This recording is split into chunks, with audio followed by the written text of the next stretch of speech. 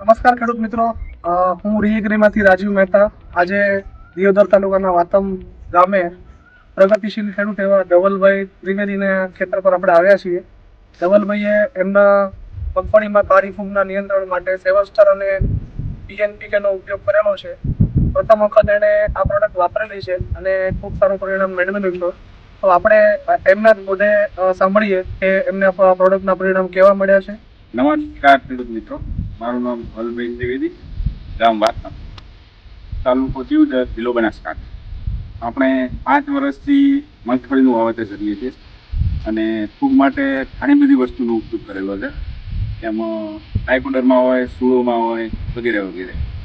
પણ આ વખતે એક એડ દેખી, એનામાં 7 સ્ટારની એડ આપણે દેખી અને એનો યુઝ કરેલો છે.